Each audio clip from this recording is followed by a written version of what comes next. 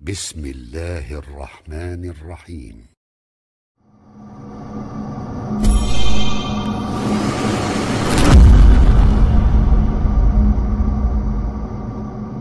السلام عليكم ورحمة الله وبركاته.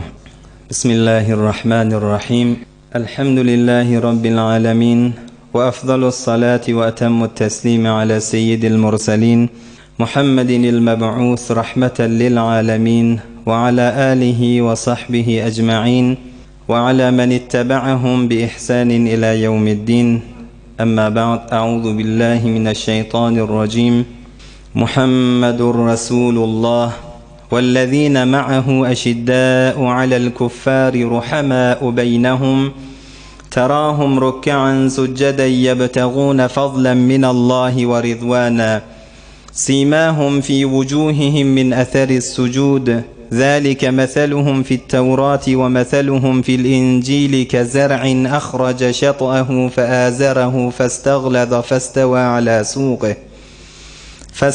على سوقه يعجب الزراع ليغيظ بهم الكفار وعد الله الذين آمنوا وعملوا الصالحات منهم مغفرة وأجرا عظيما. صدق الله العظيم. وقال رسول الله صلى الله عليه وسلم: خيركم قرني ثم الذين يلونهم ثم الذين يلونهم. صدق رسول الله صلى الله عليه وسلم. Hormatly muhterem mümin musulman dogullu yaş yigit dostlarım, Hudaý tebarek we taala hemmeňiziň etýän taat ibadatlaryňyzy, Hudaýyň dergahyna galdyrýan gollaryňyzy, açýan elleriňizi, din dünýäňiz üçin etýän hayır dogalaryňyzy Allah baryňyzdan kabul etsin. Hudaý tebarek we taala hemmeňiziň hayır maksatlaryňyzy bersin. Hudaý tebarek we taala can saglygy, emniýeti, ýurt parahatçylygy, nygmat bolçylygy başymyzdan ayırmasın. Eýemiz Allah Celle Celaluhu dini oturuşuklara bereket berip, yüreğimizdeki imanlaryň täzelenmekligine bu oturuşukla sebep bolup, dünýä ahir saadetimize, gönenmekligimize sebep bolýan oturuşuklardan aýlandyrsyn inşallah. Hudaý tebarek we taala aýtýan işleýärlerden kabul edip, içeride daşarda kulak asýarlardan kabul edip, emel tawfigyny aýtýany işleýärlere Allah nesip etsin. Nesip de eder inşallah. Mümin musulman dogullu yigit dostlarım, yaş oglallar. Allah subhanahu ve taala ekremul ekremin. Yani Hudaý tebarek ve taala beter mehraban. Eýemiz beter ekremul ekremin. Biziň bahanalar bilen günämiz geçjekden, hemmemiziň aýybymyz we aýybymyz Hudaý taala örtjekden, bir ýalňyşlygymyz sebepli Hudaý taala bizi biýawre ýetjekden şüzere bir ekremul ekremin eýemiz we musulman dogullu. Hazreti Musaň wagtynda bir wagt ýagyn ýagmanlarda bir guraqçylyk bolupdyr. Hazreti Musa adamlar Beni İsrailler üýşrakadany hemmemiz bir doga edeýin diýipdirler, bir daşaryk düze çykakadany. Doga edip duran Hazreti Musa peýgamber ha. İzinnäki amin diýip duralada Hazreti Musaň kawmyndaky Beni İsrailler dogalaryny kabul edip tamam etýärler dogalaryny ýagyn ýaganak. Hazreti Musa aýdypdyr: Hudaýa bir rahmet diledik senden, bir dogamyz kabul bolmady, ýagyn ýagmady. Allah aýdypdyr: siziň araňyzda bir gaty günäkär adam ma diýipdir. Şol araňyzdan çykmasa size ýagyn ýok diýipdir. Hazreti Musa Allah'ın aýdanny kawmyna aýdypdyr: araňyzda bir gaty günäkär adam ma bende wa diýe Hudaý. Şol aramyzdan çykmaly ýoksam ýagyn ýok diýe. Aramızda bolsaň çık diýakadan Hazreti Musa kawmyna bakyp aýdypdyr: hiç kim gymyllamandyr. Ýagynyň özi gelmäne durupdyr. Hazreti Musa: Hudaýa, aramyzdan adam çykmady. Bir ýagyn ýene ýagmany durdy. Hudaý taala aýdypdyr: şol araňyzdaky we gaty günäkär adam şo taada duran ýerinde märekäň arasyndan gymyllamany ýüregi bilen maňa öwürlip tawba etdi. Hudaýa men bagyşla diýdi. Şunyň arasynda men çykyp gitsem men biýawre boljak. Hudaýa men tawba etýän diýdi. Tawbasyny kabul etdim, rahmet üstüňizden ýagyp diýipdir. Hazreti Musa aýtdyr: Hudaýa haýsy bende bileýil on diýipdir. Ey Musa, günäkär wagtynda belletmedim diýipdir. Ende urulyp maňa tawba edende men ony aýbynaşjakmy, ony belletjekmi diýipdir. Şu märekäň arasynda bir diýipdir. Eýemiz ekremul ekremindir mümin musulman dogullu. Hudaý taala hazinet rahmetinden hazain rahmetinden bendeleň üstüne bollon berip göberiye. Mana Peygamberimiz aleyhi afdalus salatu vesselam Hudaý Taala rahmet hazinelerini bendeleň üstüne ýagdyrýarlaryndan bir boşluklaryny beripdir. Şol biz oturan cemaatlara Resulullah aleyhisselam'ın Allah'ın hazinetinden, Allah'ın hazine rahmetinden bizlere berakadany aýtýan boşlugy şey. Qala sallallahu aleyhi ve sellem Thalathatun kulluhum zaminun alallah. Üç bölük adam madır diptir Peygamberimiz aleyhi afdalus salatu vesselam. Üç bölük adam madır. Hudaý Taala şolary zamin diptir. Yani Hudaý Taala şolun kefil diptir. Allah şolardan sirin boyun alýa. Nämäni? In aşa kufiye. Şol üç adamla eger ýaşasala Hudaý Taala şolary kafi. Allah şolary özi zamin, Hudaý Taala şolary kefil diptir. Emma ve in mata dakhalal cennet.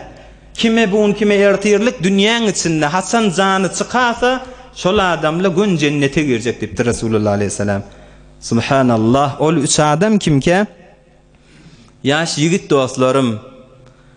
Men dakhala beytehu bi salamin fe huve zaminun alallahi azza ve celle.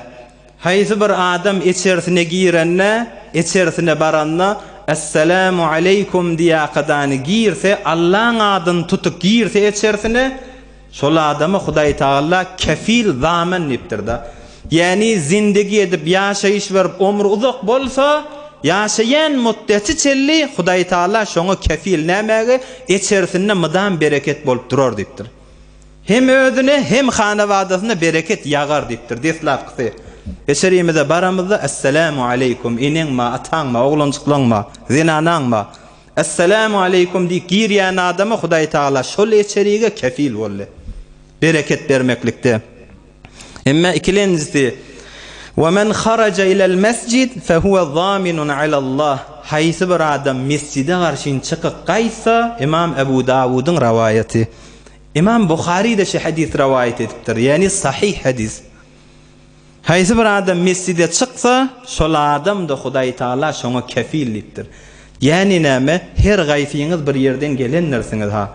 Her gaýsyňyz mescide gaýdyp dursaňyz da, cemaat bilen üstadi okuyduk. Ey yaş yigit dostlarım, Hudaý Taala sana kefil la. Yani adam üstadi otyka Hudaý Taala şoňa zamin la. Näme? Sogab berilmeklikde, Hudaýdan paýyn almaklykda Allah men zamin dipdir da. Egerde kime bun kime ertirlik dünýäň içinde Allah ýaşlarymyzy uzak etsin. Bir wagtda şu ýolla gelýäke, barýäke adam amanaty täwil berasa, şol adam cennete girt dipdir Resulullah aleyhisselam. Üçüncüsü وَمَنْ خَرَجَ ف۪ي سَب۪يلِ اللّٰهِ فَهُوَ ضَامِنٌ عَلَى اللّٰهِ. Haýsy bir adam Hudaý ýoluna diýip çykýa, ay bir wagt meclis we dini oturşyk ba, Allah ýoluna diýip çykýan adamlara Hudaý Taala zaminna. Hudaý tebarek we taala ekremul ekremindir. Rahmet hazinesi Allah'ınki bollur. Rahmet hazineden Allah hemmeňizi eçerleňiz bilen bile inşallah şeýden ihlasıňyz sebepli üstüňize ýagdyrsyn. Geçen jelese geçipde Hazreti Ebu Bekr Siddiq radıyallahu anh Teslab Resulullah aleyhissalatu vesselam'a iman getiren Hazreti Ebu Bekr Siddiq bolly. Siddiq dediýilýär, Atiq dediýilýärdi. Atiq diýip otdan azat bolan adam görjek bolsaňyz Ebu Bekr Siddiq'i göräň diýipdir Resulullah aleyhissalam. Siddiq diýilýär, Ebu Bekr Atiq dediýilýär. Enemiz Hazreti Aýşa aýtdy. Geçen jelesede Resulullah aleyhissalatu vesselam'a deslap iman getiren Ebu Bekr Siddiq bolly. Resulullah aleyhisselam de iyizine öwürlüp barýan wagtynda Ebu Bekr Siddiq da musulman bolupdy. Risaletin deslap başlan Ebu Bekr Siddiq'a aýtdy. Hazrat Ebu Bekr Siddiq da imana girdi. Mekke iki dağın arasında bolsa, iki dağın arasında Resulullah aleyhissalatu vesselam'dan aňyrda begenen adam ýok etdi. Ebu Bekr Siddiq musulman bolanna diýe. Enemiz Hazrat Aýşa radıyallahu anha. وقد روي عن النبي صلى الله عليه وسلم Resulullah aleyhisselam de şivarada edipdir.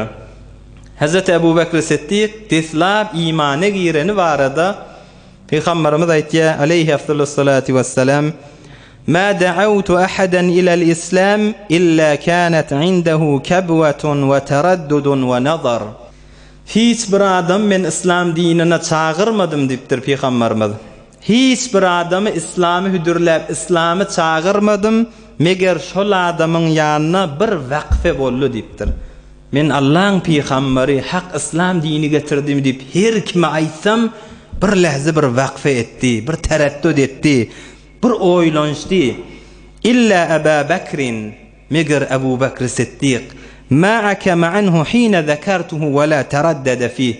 Ebu Bekr Siddiq'i men İslam aydamda men peygamber diyemde birçi lahza muntazirde olmadı, birçi lahza gijada koymadı, birçi lahza vakfe de etmedi. Men sözüm tököttüm bana iman getirdi dedi. Yani deslab Resulullah aleyhisselam'a bir digirden mani imanı giren Ebu Bekr Siddiq'da şu ummatta. Her bir adam men İslam aydan vaqtimda bir digirdenli, bir durdu, bir vakfe etti.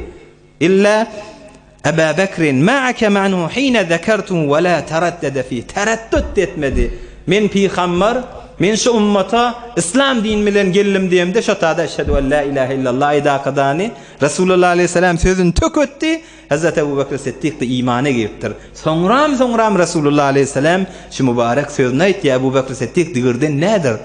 Ebu Bekr Siddiq vakfe eden nedir deyip Peygamberimiz aytmıştık. Yine bir olokon vakiade Hazreti Ebu Bekr Siddiq'in fazlını Resulullah aleyhisselam öz muhabbetini Ebu Bekr Siddiq'a Hazreti Ebu Bekr Siddiq'in kadrini, erzişini deslab İslam'a imanı sebigat halallığını bir olokon maceranın içinde, olokon bir gurrunun içinde Resulullah aleyhisselam başka sahabaların arasında Ebu Bekr Siddiq'in ulluğun belli ettirdi. Şu vakıeden sonra hiç bir adam cüret etmendir Ebu Bekr Siddiq'i biderek keplemeni.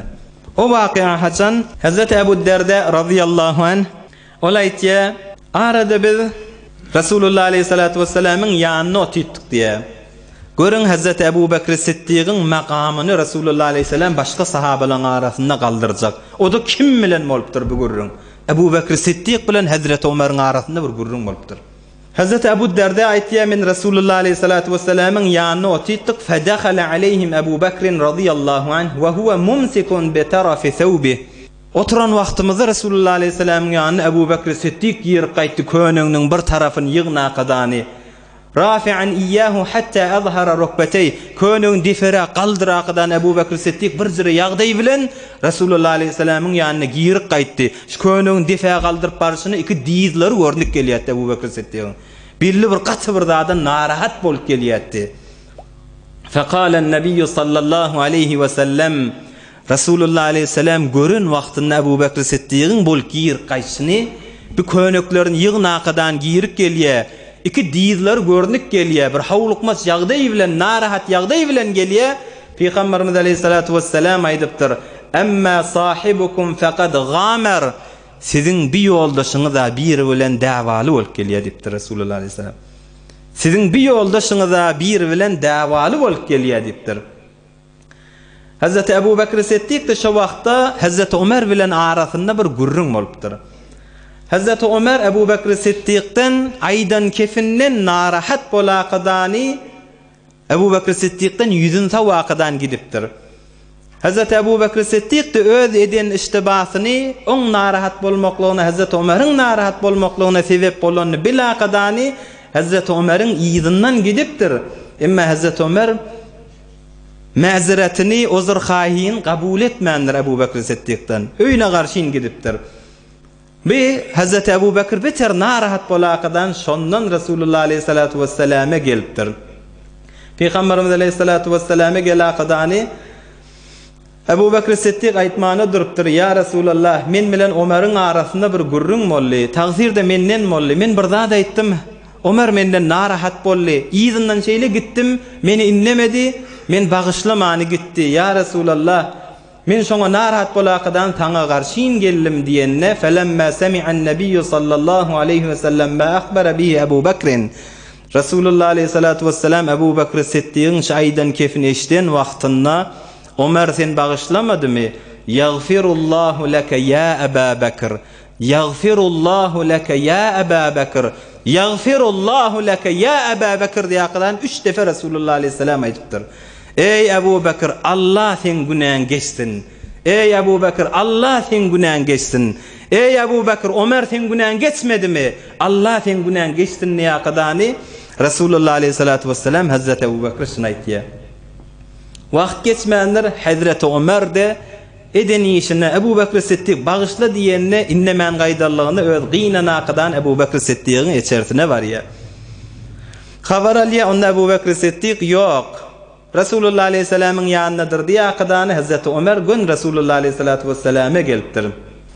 Resulullah aleyhissalatu vesselam felemma ra'ahu ce'ale vechun nebi sallallahu aleyhi ve sellem yetema'ar. Hazreti Ömer'in gelýän wagtyny gördü, Ebu Bekir Siddiq'ten namını eşitdi. Peygamberimizin yüzü çitilmäni durupdyr. Bir qiyyn görýänligi Hazreti Ömer'e gelýän wagtynda bir qaharyn Resulullah aleyhisselam kökejek bolupdyr. Şondan Ebu Bekir Siddiq görüpdir Resulullah aleyhisselamın yüzü yütkäpdi.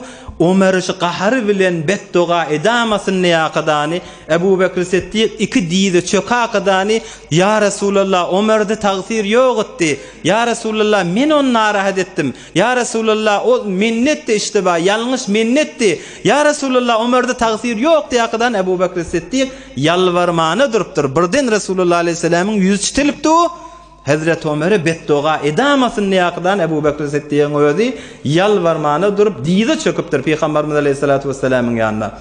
Peygamberimiz aleyhissalatu vesselam aýdypdyr Hazreti Ömer'e garşy bakaqadany innallaha ba'athani ilaykum faqultum kezebte. Hudaý meni peygamber edip iýberen wagtynda hemmeňiz aýtdyňyz men peygamber diýemde sen ýalançy diýdiňiz diýipdir. Men peygamber bolup size geldim diyen wagtymda hemmeňiz aýtdyňyz sen ýalançy diýdiňiz. Wa qala Ebu Bekrin sadaqta araňyzdan tek bolup saýlanan Ebu Bekir Siddiq bolanlar diýipdir. Siz maňa ýalançy diýeňizde Ebu Bekir Siddiq dogurçy diýip aýtdy maňa diýipdir. Siz maňa inanmadyňyz Ebu Bekir Siddiq inandy diýipdir. Siz maňa arka çykmadyňyz emma Ebu Bekir Siddiq we wasani bi nefsihi we mali jany bilen maly bilen maňa arka bolup kömek berendir diýipdir. Siz maňa ýalançy diýeňizde Ebu Bekir Siddiq dogurçy diýdi. Siz men ýanymdan giden wagtyňyzda men innemedik wagtyňyzda Ebu Bekir Siddiq maňa jany bilen maly bilen kömekçi boldy. Ebu Bekir Siddiq fehel entum tariku li sahibi fehel entum tariku li sahibi siz men ýoldaşymy terk etýäňizmi?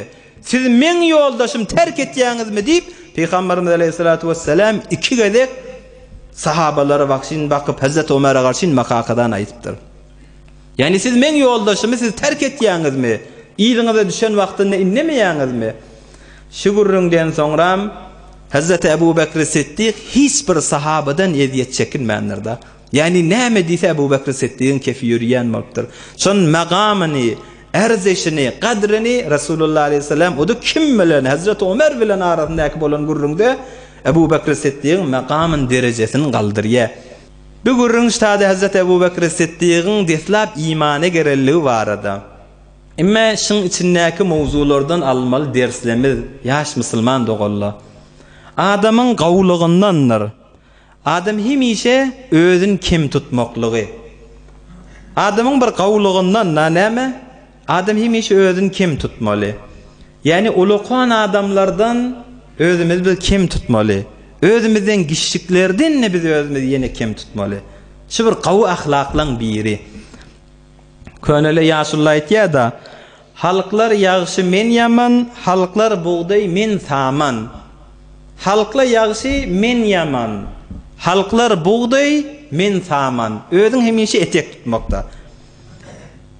Bir gawlukdanlar hemişe özüňi halka dine gedek galyny özüň etek tutmaly. Näme barada? Özüňden ulyny göreňde özüň gişik tutmaly. Näzire? 10 ýyl menden ýaş ulukorrak bolsa 10 ýyl menden öňünçe islamyň içinde gezipdir. 10 ýyl musulmançylykda menden sebgat alypdyr. Görün Resulullah aleyhisselam Hazreti Ebu Bekir'in sebgat almaklygyny islamda başgalara aýdypdy. Ebu Bekir Siddiq sizden ewe düşdi diýipdi. Bizim de vazifemiz özümizden ulyny görýäs, ýaşlygyny görýäs. Mudam mesjitde, cemaatda, gawluklarda dili dogaly bolup ýörda.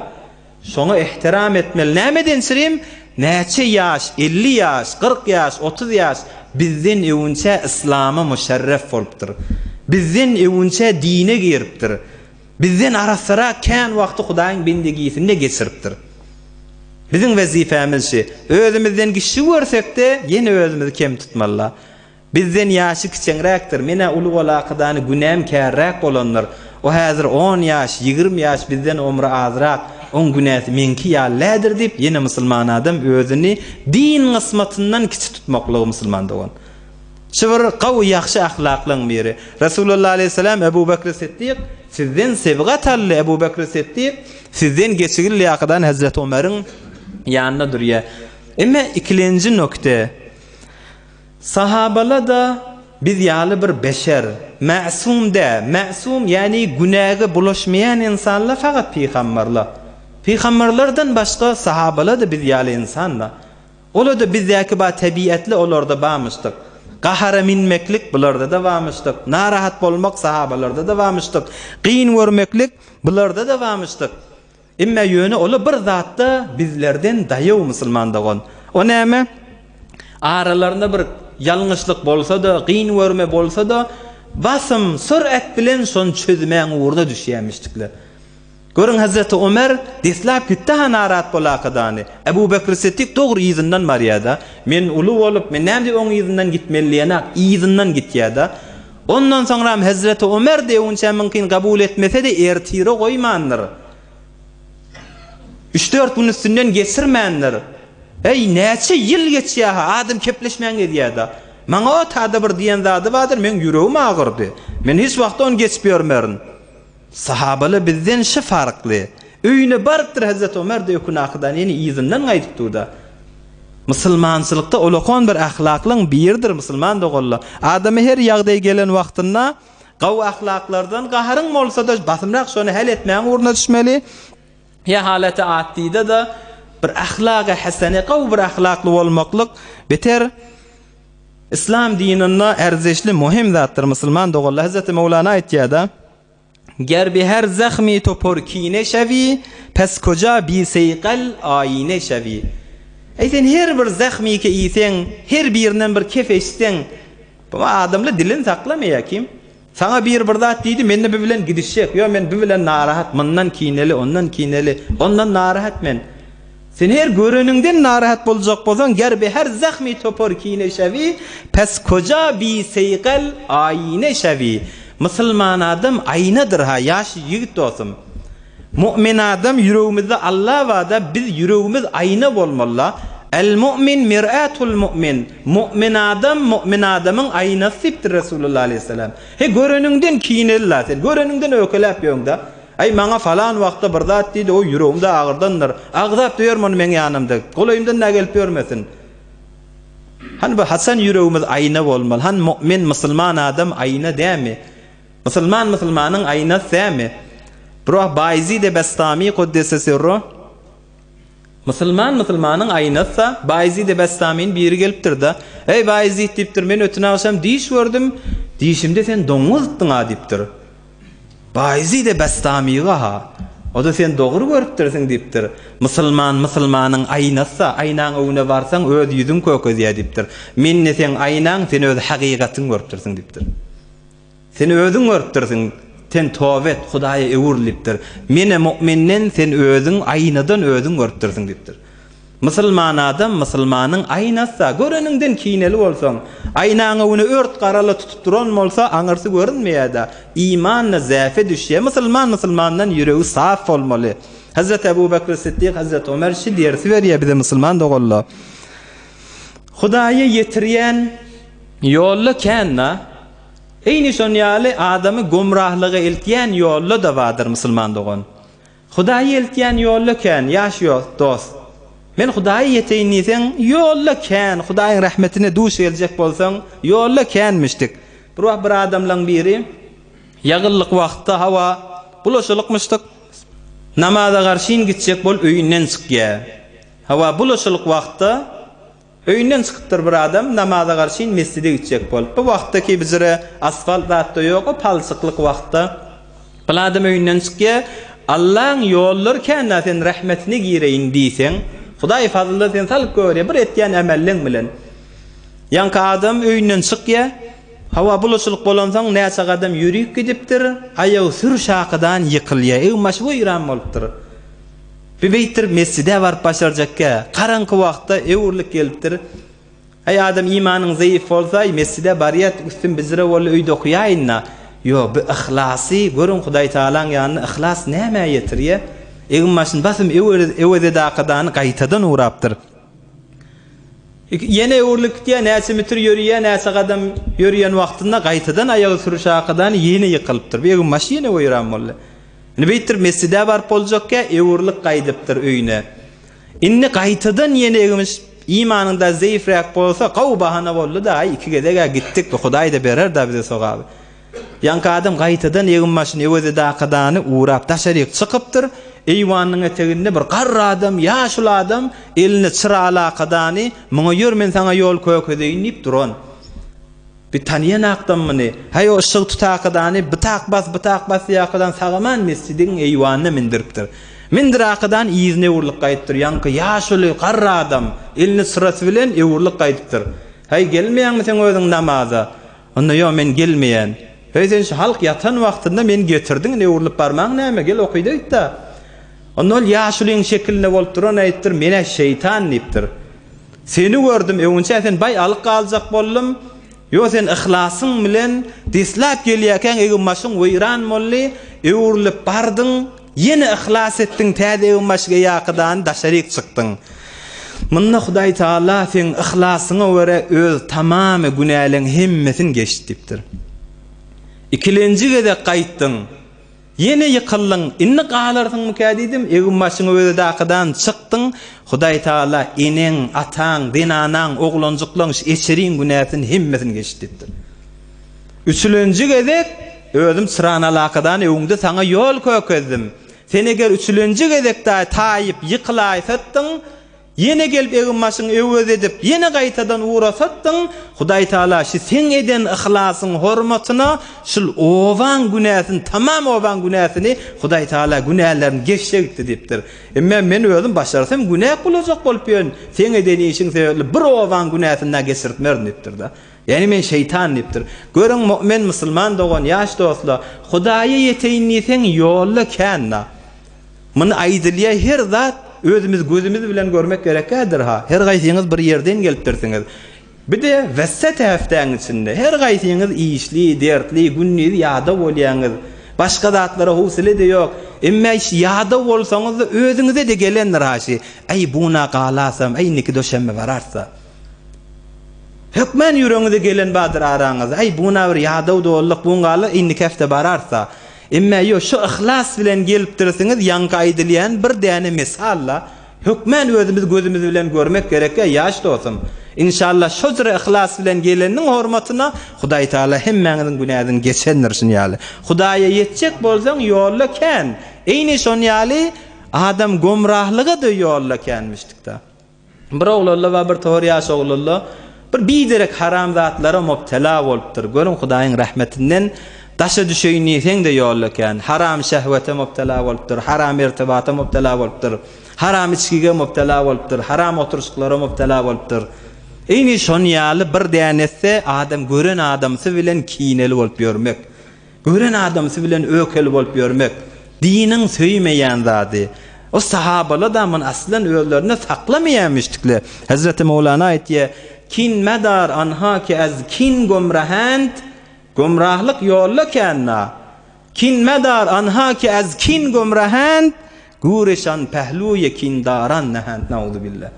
Hay kineli, meselen hafız uçýarly hemmesi bir ýerde boljaklar. Her kim öz hem jinsi bilen kıyamatda mehşur bolýar diýär-de, ýagşyly bilen, telekele bilen. Allah hemmemiz ýagşylaň arasynda mehşur etsin inşallah. Gawlaň arasynda goýsun Hudaý Taala. Her kim öz hem jinsi bilen, öz ýoldaşlary bilen, özüni meňzeşli bilen kıyamatda haşr boljak, gabrdan gopjak.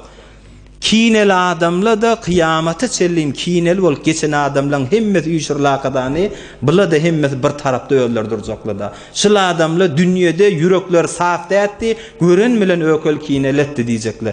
Hudaý şu güne düşmeklikden saklasyn.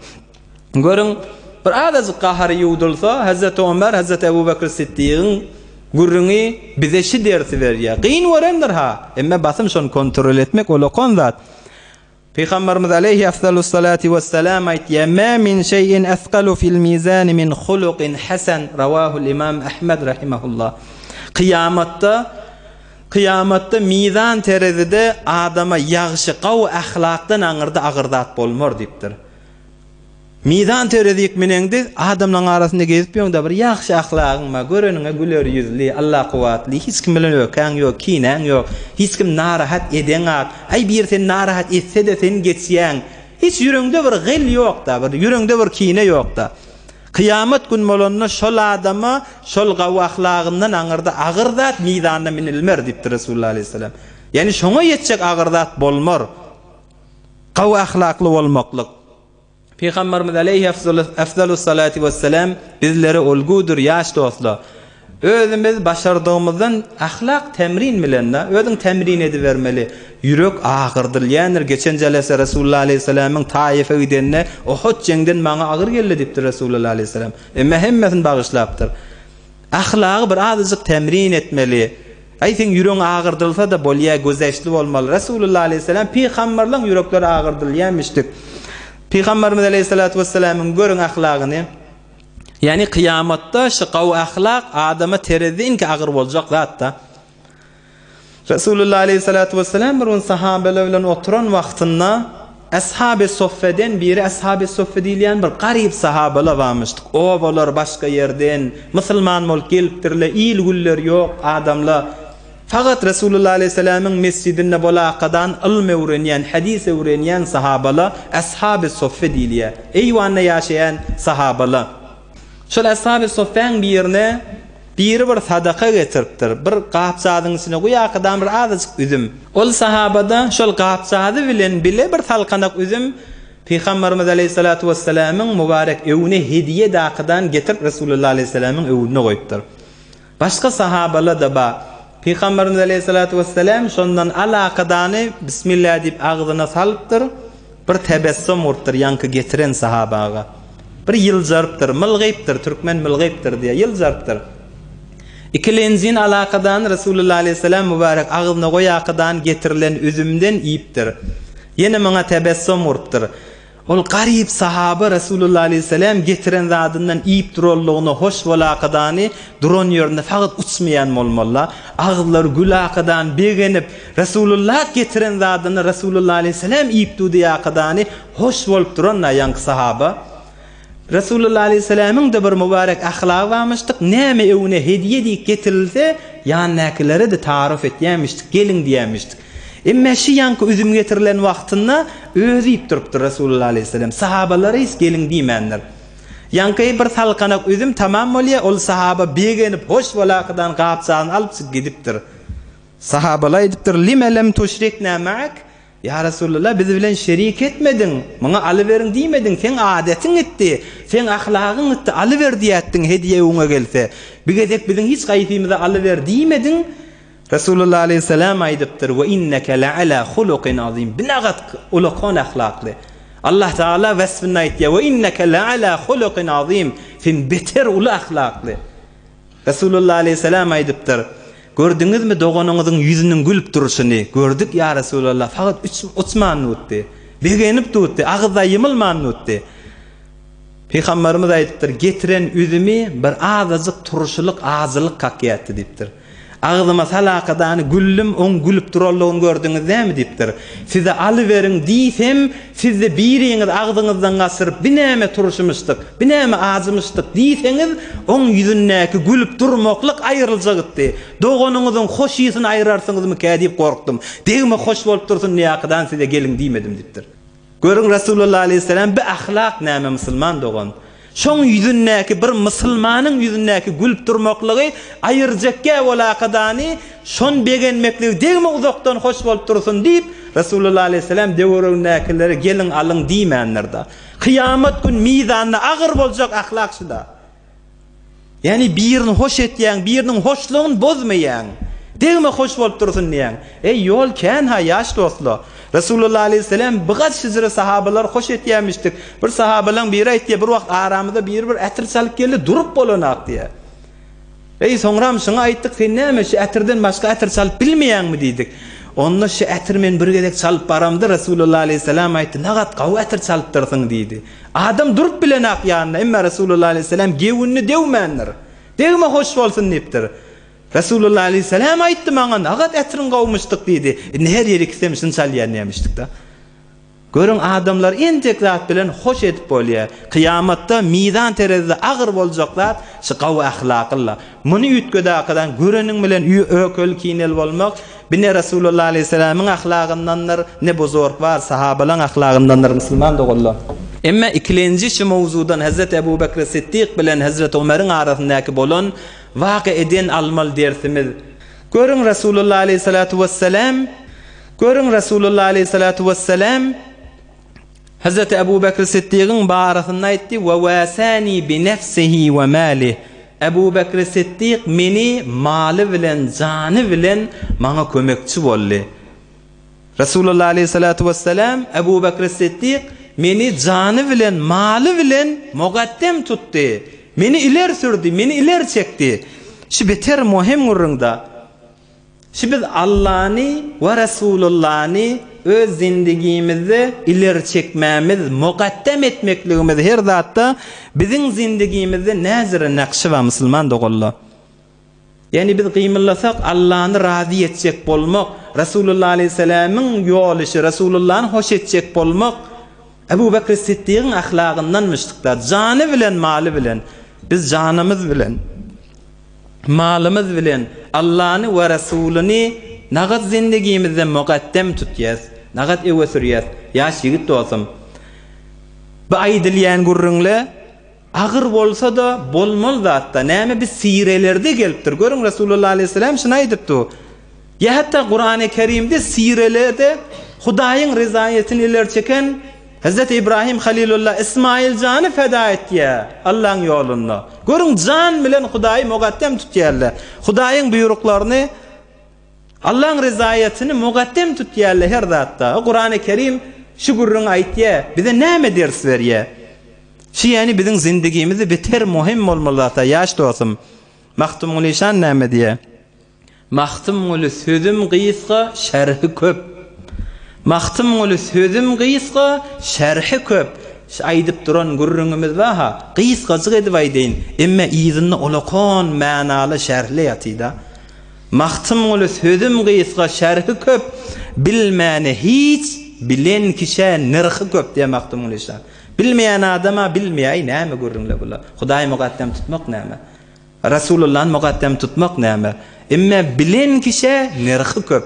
Bilýän adamyň ýanyna erzişken. Biz bilýärlerden moleýliň. Etýäni işlemizde wada, muny falan iş diýip durmaýlyň. Her gaýtymyz bilýärsa, bir ýerlerde sen Allah'ny iler çekmeli ýerleň bolýar. Bir ýerde Rasulullah aleyhisselam iler çekmeli ýerleň bolýar. Şo taada näzire biz mugaddem etýäsmi ýerdatdan? Görün Rasulullah aleyhisselamyň ýanyna erzişken bolansaň Ebu Bekr Siddiq meni jany bilen, maly bilen ewe sürdi. Maňa kömekçi boldy. Meni mugaddem tutdy. Hatta öz jaýyndan nip hoş bolakadan Rasulullah aleyhissalatu vesselam şeýle aýtdy. Sire bize şu dersi berýär. Biz de yani Hudaýy we Rasulyny himme zatdan mugaddem tutmaly. Allah'ın ýanyna, Rasulullah'ın ýanyna şu beter erzişil zat. Hazreti İbrahim Kur'an-ı Kerim'in gıssati hemmeňiz bilýäňiz. Hazreti İbrahim kâle ya bunayya inni ara fil manami enni azbahuk. Hazreti İsmail jana aýdypdyr. Jana ogulcygym diýipdir. Men diýişimde gördüm, men seň damaňy çalýan. Fanzur maza tara. Näme diýäň sen diýipdir. Hey be Hazreti İsmail gözü janyndan geçmeli bolsa Allah'na nagat buyruklarını mugaddem etýär.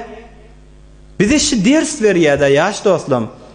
Fanzur maza tara. Ey jana ogul diýipdir. Gözü näme diýäň şu barada diýipdir. Hazreti İsmail aýdypdyr. Qala ya abati fa'al ma tu'mar. Näme buyurlanmalsaň şonu et ey atam diýipdir. Hazreti İbrahim hoş bolupdyr. Rabbi habli minas salihin. Hudaýa maňa salih ewlat ber diýip saňa näçe wagt mundan önce doga edipdim.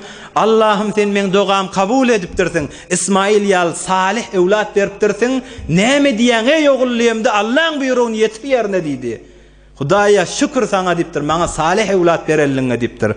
Hazreti İsmail'in gurrunun hulasıra gaydeyin damağın salmalı bolýar. Allah yoluna Allah'ın buyruğu diýakydany.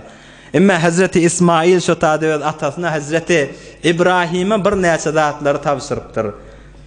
Ey atam, Allah'ın buyruğunu yerine yetir dipdir. Ýöne bir näçe zatlary tapşyrjak, şolary et. Janyn merjek boldy, başyn merjek boldy ha. Hazreti Sofallah Erişan näme diye? Ezelde her kişini eylese saat Halil oğluydak etse sadıkul vaad. Halilullah oğlu ya Hazreti İsmail ya sadıkul vaad etse eger zebih etseler qaytarmagy qaş görünmez baş ani aldyda bir meş. Şu Hudaý ýoluna damağın nada çalmaly bolasa bir qaşyn nada çiçekkäde. Hudaýyň buyrugyny mugaddem etmeklikde bir qaşyn nada çiçekkä başın kesilmeli bolsa baş näme oň ýanyna bir meş şellerziş boljak. Hudaý ýoluna feda bolsun diýjekde. Hazreti İsmail ýaly. Ey atam, Allah'ın buyruğunu yerine yetir dipdir. Emme sana bir näçe zatlary tapşyrjak. Deslapkysy men damagym çaljak bolan wagtynda men ellemi aýaklam daň dipdir. Can beter süýjü zat dipdir. Sen men damagyny çalyp duran wagtynda janyny beter süýjü zat menden agyrlyk bilen çykjak bolanda el aýaklam gaýym daň dipdir. El aýam wurlaqydany, ellem syfaqydany sen öňe geçämäýin birdende dipdir. Deslapky el aýam gaýym daň dipdir. İkincisi ve en tec'ale vejhi alal ardı key la tenzura ila vejhi feterhamuni. Jana tam dipdir. Men damagym saljak bolongda Allah'ın buyruğunu yerine yetir. Emma men yüzüm yere wagtyrdan goý dipdir. Yere wagtyraqydan pyçaňy çekden goýber. Men gözüm sen gözüňe düşäqydany ata ogulluk muhabbeti aramyzda bolup Hudaýyň buyrugundan galamy dipdir. Yüzümi etekliň wagtyrdan men damagym sallypdyr. Üçüncü tapşyrjakladım. Men damagym salaňdy egin maşlan gaw ýygyna dipdir. Men ganym sen egin maşyňda bolmasyn, ewurlyp baraňdy enemiň ýüregi öňküden beter yaralanmasyn dipdir. Men ganym sen egin maşyňda enem görmesin. Soňra pyçagy çekeňde de basymrak çek dipdir, jan süýjü zat dipdir. Eziýet bolmasyn, bir guradan men halas bolaýyn dip Hazreti İsmail tapşyrýar. Ýygyňdan da könejigini çykaryp beripdir. Jan atam size könejigimi eltdi eneme ber, gana bulanmasyn. Eneme menden ýadygarlyk enemiň ýanyna dursun. Ýöne hiç wagtda eneme aýtma, men el aýagym näzire baglanyny, men damagym näzire çalanyň eneme aýtma. Ýöne faqat İsmail'in könegi diýdi. Soňramda jan atam dipdir. Men ýoldaşlanmadyr, men deňduşlanmadyr. O zally gelen wagtynda men enem şolara kökezme, ola men enem görmesin, men enemde olar görmesin. Olaň arasynda İsmail ýok diýakydany enemiň ýüregi hemişe şu oglançyklar görende gyýylyp narahat bolup galmasyn dipdir. Görüň be Hazreti İsmail ýymryk ýaly oglan ha Hudaýyň emrini muqaddem tutmaklykda atasyna tapşyryp duran zady. Hudaý tebarek we taala näme? Yerdäki göňdäki perişteleň arasyndan perdäni aýrypdyr da şu wagtda. Görüň men bendäm İbrahim men ýolumda öz ogly İsmaili feda etsek boldy dip yer göňdäki periştelerden Hudaý taala perdäni aýrypdyr. Tamamy periştelişi ýagdaýy görenne Hazreti İsmail'in bolup Hudaýyň buyrugynyň başynda başyny egip durarlygyny görende tamam perişteler aňalyp secde etmäne durupdyrlar. Allah aýdypdyr, men ýeriň ýüzünde adam yaratjak diýemde siz aýtdyňyz fesat döreder diýdiňiz. Görýäňizmi sizre bendelemde badyr. Hatda janyndan başyndan geçmäne razy bolýan bendelemde badyr diýip Hudaý taala iftihar edip perişteleriň arasynda perdäni aýrakydan kökezipdir. Görüň Hazreti İsmail nagat Hudaýyň buyrugyny muqaddem etýär. Ya keplämizde bir zat bolsa zinany diýilýär da, bir gurrun aýdylsa, ay zinany diýip keplenilýär. Hazreti Juleybib diýen sahaba bir gelişiksizrek bir qara sahabamışdyk-da.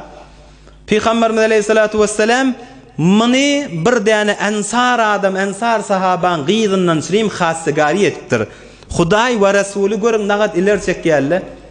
Hazreti Juleybib öýerjek bolaqydan bir ensar Medineli sahabalary Rasulullah aleyhissalatu vesselam sen gyzyň men isleýän dipdir. Ol ensar sahaba begenipdir. Ya Rasulullah binnagat ola kon saadet sen ýa şahs men körekenim bolmaklygy. Mundan aňyrda näme ýyla hormat bab edipdir. Resulullah aleyhisselam aytdyr, özümden sireyim dä diýipdir, Juleybipden sireyim. Juleybip diýen ashab-ı soffelerden ha. Şol ýaňy aýtdyk, garyp sahabalardan, hiç kimi ýok sahabalardan, ne mal wa, ne mülk ba, özi garalardanmışdyk. Ol sahaba aýdypdyr, enesine bir geňeşeýin ya Resulullah, enesine aýdyň diýipdir. Eçerisinde barakadan Resulullah aleyhisselam biziň gyýdymyzy isleýär. Enes aýdypdyr, binaga saadet diýipdir. Resulullah aleyhisselam biziň körekenimiz bolmaklyk. Özünden sireyimde Juleybipden sireyim. Juleybip, Juleybipden sireyim mi diýipdir. Şol Juleybipden sireyim mi? Hiç kimi ýok sahaba. Bolmar o da diýipdir. Hiç wagt oňa jüflemer diýipdir. Şo wagtda keplämizde zinana diýýärsa, emma şol Juleybipin zinanasy boljak, ol hasagarysyna barlan zinanaň özi gyýda oglanyň öz kakydany size şemat kim şugurun agdapdy, kimi beripdi şunu diýipdir. Öz kakydany. Onlar Resulullah iberdi. Siz näzire Resulullah aleyhissalatu vesselam'ın mübarek sözüni red etýäňiz. Aterudduna ala Rasulillah sallallahu aleyhi ve sellem emre, Resulullah'ın emrini red etýäňiz mi siz diýipdir. Hey siz kim bilen tarap bolupdyňyz? Resulullah aleyhisselam iberenden soň näzire red etjek diýipdir. Men özüm razy, Resulullah aleyhisselam muqaddem etýän zindegimde meni hiç wagtda zaý etmer, hayrim şoň üçin nedir diýipdir. Atasy bolýar Resulullah aleyhisselam aýdypdyr. Enesde razy bolmady, özüm de razy bolmadym. Ya Resulullah, şuň özi sen buýrugyň diýakadany öldürip diýipdir.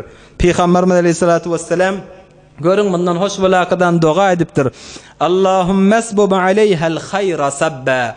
Hudaýa şu Juleybipin zinanasyna üstüne hayri ýagdyr diýipdir. Doga etdi Resulullah aleyhisselam. Ve la tec'al ayşaha kedda. Zindegisinde hiç wagtda daragçylyk bolmasın. Hiç wagtda darçylyga düşmesin. Zindegisinde bolçylyk bolsun. Hudaýa ýagdyr şuňa hayır diýipdir. Soňram wagt geçipdir, Juleybip şehit bolýar. Medinede şynýaly mally mülkli zinana bolmandyr. Hudaý ýoluny infaq etmeklikde o Resulullah aleyhisselam hoş edenne Resulullah aleyhisselam'ın dogasyna şamil bolup Medinede şynýaly zinana ýokmuşdyk, mali garyp gasarlar gözlemeklikde, din ýoluna çykarmaklykda Allah ýagdyrypdyr da. Resulullah aleyhisselam muqaddem etdi. Resulullah aleyhisselam hoş bolup hayır doga etdi. Olu kon şertdir yaş dostlar. Resulullah aleyhisselam ve Allah'ını muqaddem etmeklik. Yaşlı zamanada ey ayallı gollu. Hazreti Juleybipin zinanat bize şu dersi veriyor. Bir zindegi ha, bir yaşayış ha. Bir garip oglanla Resulullah aleyhisselam aydan bolsa bolýar. Resulullah aleyhisselam biz zayi etmer diýakydan görüň nagad muqaddem etdi. Biz näzire ey ayallı gollu. Sen doğrun eyyam şumat aydılya fezai mecazide, elbette fezai mecazi değil ya da o fezai hakiki, yani insanı öz hakikatin bellet ya. Fezai mecazinin içinde gözleyen her bir adam öz hakikati derununu bellet ya. Yüreğindeki bazı din mağarada muhabbetini bellet ya, din mağarada nifret varlığını bellet ya. O mecazi değil ya, her kim gaytım hakikatin açıyor otada. Sana fezai mecazide beherhal görýän ewinden bir klipde gelýär. Bir dinin aleyhine işleýän, Allah'ın ve Resulünün düşmanı bolanlar işleýänler var. Näme? Buma sen dowrun, meger näme kadimi dowrmy? Buma sen näme? Sen boýdaşlaryň bilen özüň gitmellämi? Aýna sen daşyryk çyk bolsaň da sen ýanynda erkek bolmalymy? O sefer hay harici gitdi sen. Sana şizire bir zatla gelýär. Ya Hasan sellim zinany öýde bolmaly. Meger sen hemişe gaýtda bolmaly. Sen meger zindanymy? Sen meger bagly bolmalymy? Yüreğinden, afkaryňdan biger doga barlar aýyr. Bumat emruzi fikret. Bumat bidatlar elçek. Ol gerdoga bariki afkary köhne zihniňde ba bular aýyr fikriňden. Azat bol, daşaryk git. Sana şizire zatlar İslam'ın ve Resulullah'ın düşmanlarının aýtýan zady. Sen şun barasynda Allah'ın aýtýanyny muqaddem durýanmy? Resulullah'ın rizaýaty, Resulullah'ın dini tavsirgysyny muqaddem tutýanmy? Ya görseň bir İslam'ın we diniň düşmany bolup duralaryň aýtýanlaryny muqaddem tutýasmy? Biz özümüz taýda belletmeli wagtymyz. Ey yaş ayally gollar, yaş dostlar, Allah ve Resulünün rizayatyny muqaddem etýän adam iki dünýede saadete sebepdir. Hudaý tebarek we taala aýdan eşderlerden kabul etsin. Bir jeleseden almal dersimiz Hazreti Ebu Bekr Siddiq bilen Hazreti Ömer'in arasyndaky bolan wakyy. aralarına bir narahatı gelse de bir-birinden basım afo gözeştin izinlemiştikle Müslüman adamın bolmalı yağdayıdır. Kine kuduret bolmalı. Onun üstüne de Hazreti Ebu Bekir Siddiq canı bilen, malı bilen Allah ve Resulün mukaddem tutuşu yali başardığımızdan Hudayi ve Resulün tavsiriyen zatlarını zindegimizde mukaddem etsek Allah ve Resulullah'ın yanına gününün insanlardan bolarız inşallah. Ötellen ruşat bolar yali bir elhamdülillah ihlas okuyverin. برای مشاهده ویدیوهای بیشتر به کانال یوتیوب سخنرانی های علماء ترکمن سر بزنید، مشترک بشید و منتشر کنید، اجر ببرید.